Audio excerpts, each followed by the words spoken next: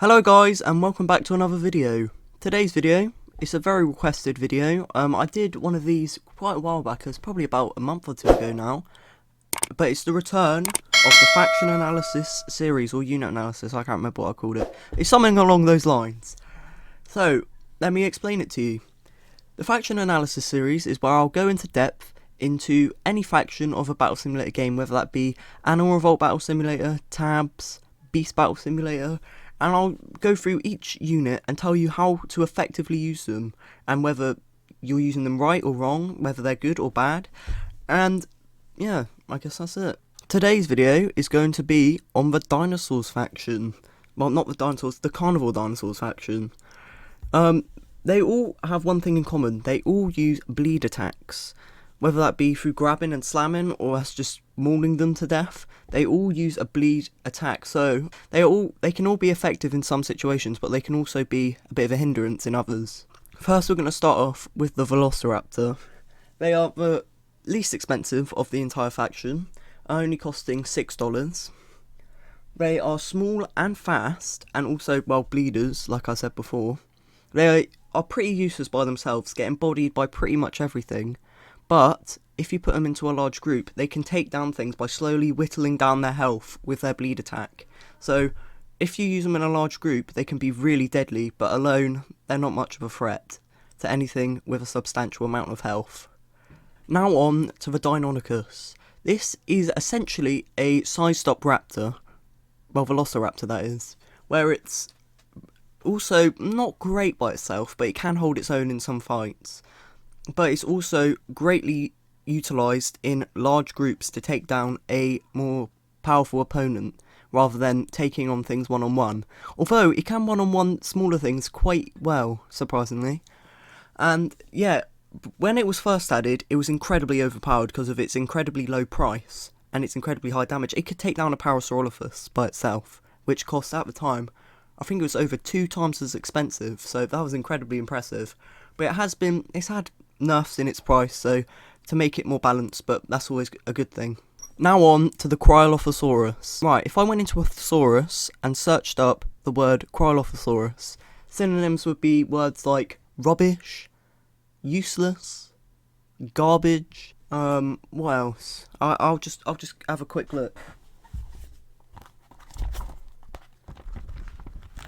Right, here it is. Useless, rubbish, pointless. Why does this even exist?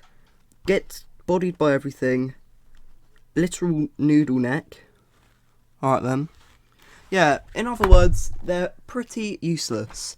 They can fight things that are weaker than it, but can everything do that?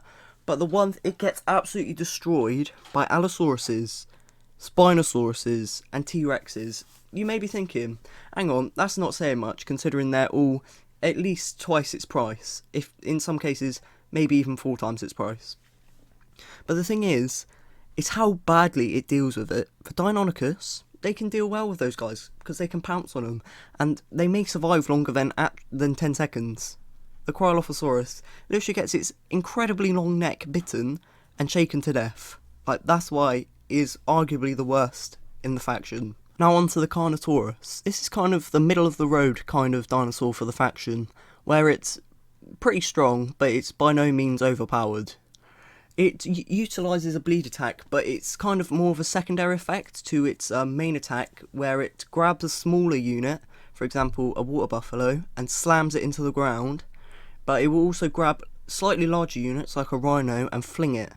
But even larger units, like an elephant, it will struggle to really even move it. So that's where it kind of is useless. It is incredibly good at taking on smaller units one-on-one, even dealing with larger groups. But when it's put up against something stronger, it's pretty much useless. The Allosaurus is the smallest out of what I would say are the tanks of the faction. The Allosaurus is very comparable to the TRex, where it uses its basic bite attack to grab other units and shake them around. So they are very good at taking on larger groups of smaller units, but also they can hold their own in a 1v1 fight with something a bit stronger. So overall, they're very good, and they can be used in almost any kind of setting. The only thing that really can take on them is something much stronger than them. but that's what happens to every unit really. So overall, they're a brilliant choice. Next up, we have the Spinosaurus, an absolute giant of the faction, one of the largest, if not the largest, unit in the entire game. It is huge, but it does lack a bit in power. Its bite does do a ton of damage, but it's nowhere near the levels of a T-Rex, or anything near its price, like Goro the Giant. Not saying it's bad by any means, it can still do things just like the Allosaurus, where it can take on smaller units in a large group, or one-on-one, a much stronger unit. But the problem is, there are much better units at doing this job. If you want a solo dino to take on a lot of things, if you just want to buy one unit, go for the T-Rex. But if you're feeling like you need more units in your army, go for 2 Allosauruses. It's even cheaper, and arguably more effective. Finally, we have the absolute unit, absolute beast, the T-Rex. It is incredible how much damage this thing does. I think it's got the most damaging bite attack in the game. Like, where it puts the Spinosaurus to shame, Allosaurus to shame. It can literally one-shot an Allosaurus in some occasions. I've had it happen to me before.